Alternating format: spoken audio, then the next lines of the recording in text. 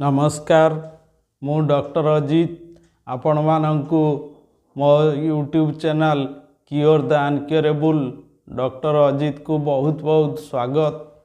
आज आम anal fistula बा भगंदर विषय जानिबा। यह को बहुत लोक बथ बोली प्रथमे भावी थांती।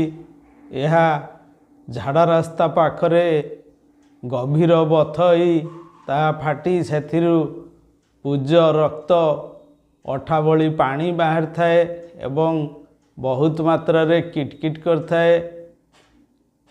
एहार कौनसी कौनसी रोगीर प्रत्येक दिन एथिरु एही पूज अठा भली पदार्थ बाहर थाए। तो आउ कार 10-15 दिन छाड़ी सेथिरु पूज अठा भली पदार्थ बाहर थाए एवं किटकिट कर थाए। एही रोग को आपण माने अवहेला न करी होमियोपैथी औषध नियमित सेवन करंतु।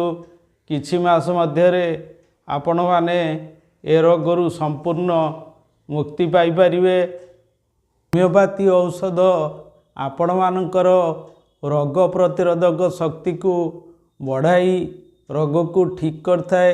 तेणु एही रोग औषध रे भल हेले यह जीवन सारा आउ बाहरी न थाए। तेणु आपण माने डाक्तर को परामर्श रे एही औषध गुड़िक नहीं पारिबे। जदि यह प्रबल बथा हेउताए तेबे बेलाडोना 30 2 ठोपा लेखा दिन को 3 थर नहीं पारिबे। जदि सेथिरु अधिक पूज बाहरताए तेबे काल्केरिया सल्फ 6x 4टा लेखा गोली दिन को 3 थर नहीं पारिबे। जदि किटकिट करथाए तेबे आर्सेनिक आल्ब 30 2 ठोपा लेखा दिन को 3 थर नहीं पारिबे। आ सहित मारिस्टिका सेबिफेरा हिपरसल्फ 30 साइलसिया 30 ए सबु औषध मध्य आपण माने डाक्तर को परामर्श रे नहीं पारिबे।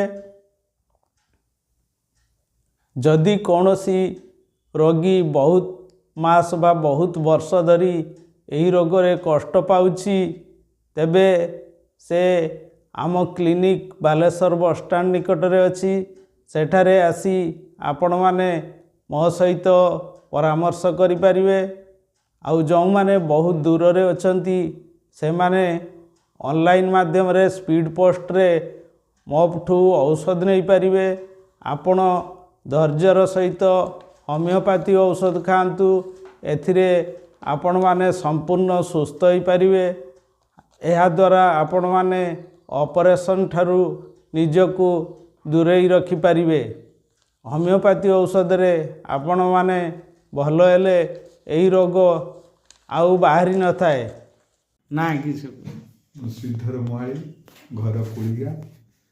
मो आज की प्राय 8-10 वर्ष पाखापाखि हो गलानी जे 6 वर्ष कंटिन्यू जे मोर मलद्वार पाखरे भगंदर होता। भगंदर मु जेते आड़े मेडिसिन खाइली आ जेते डॉक्टर देखेली जे कौनसी मते मोर भल हो पारिला नहीं। आहरी कष्ट अनुभव कली जहाँफल कि मो पुअर सांग सी हूँ मो झीर आमर लग्न स्थिर दिन सी जाइए। मो कष्ट सही न पारिकी सी कहले जे अजय तुम बापा को लेकिन जा चल जे आमर दंडिका दंडिकार गोटे डॉक्टर अच्छा होमियोपैथी डॉक्टर आंकर ना जे अजित कुमार नायक। जहाँ से अजित सार पाखे मु पहुँचा मोर रोग आरोग्य हो सुस्थ और भलरे अच्छी।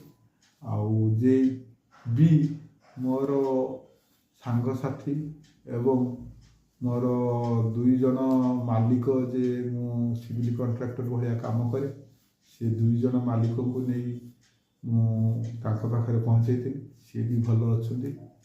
एबे मो शଳାର पुओ ताकू भी नहीं आसी सार पाखर मु तो उपकृत होउची।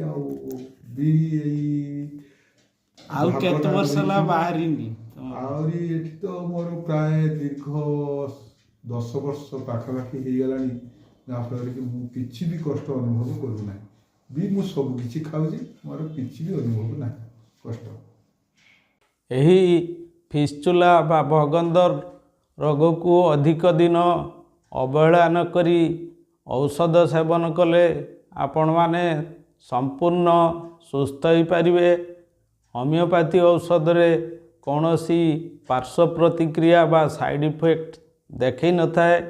ଏହି ଭଗନ୍ଦର ରୋଗ ହେଲେ ଆମେ କ'ଣ ସତର୍କ ରହିବା? ପ୍ରତ୍ୟେକ ଦିନ ଅତି କମରେ 2 ରୁ 3 ଲିଟର ପାଣି ପିଅନ୍ତୁ। ସବୁଜ ପନିପରିବା ଖାଆନ୍ତୁ। କିଛି ସମୟ ଯୋଗ ପ୍ରାଣାୟାମ ଧ୍ୟାନ କରନ୍ତୁ। ମଦ ପାନ ଗୁଟକା ଠାରୁ ଦୂରେଇ ରୁହନ୍ତୁ। ଖଟା ଜାତୀୟ ଖାଦ୍ୟ ଏବଂ ତେଲ ମସଲା ଖାଦ୍ୟ ଠାରୁ ଦୂରେଇ ରୁହନ୍ତୁ। ଏହାଦ୍ୱାରା ଆପଣମାନେ ସେ ରୋଗକୁ ବଢ଼ିବାଠୁ କିଛି ମାତ୍ରାରେ କଣ୍ଟ୍ରୋଲ କରିପାରିବେ। ଆପଣଙ୍କୁ ଯଦି ମୋର ଏହି ଭିଡ଼ିଓଟି ଭଲ ଲାଗିଥାଏ ତେବେ ଏହାକୁ ସବସ୍କ୍ରାଇବ୍ କରନ୍ତୁ, ଲାଇକ୍ କରନ୍ତୁ ଏବଂ ପ୍ରିୟଜନଙ୍କ ସହିତ ସେୟାର କରନ୍ତୁ। ଆପଣମାନେ ସମସ୍ତେ ଖୁସିରେ ରୁହନ୍ତୁ, ନିରୋଗ ରୁହନ୍ତୁ, ଆନନ୍ଦରେ ରୁହନ୍ତୁ। ଧନ୍ୟବାଦ।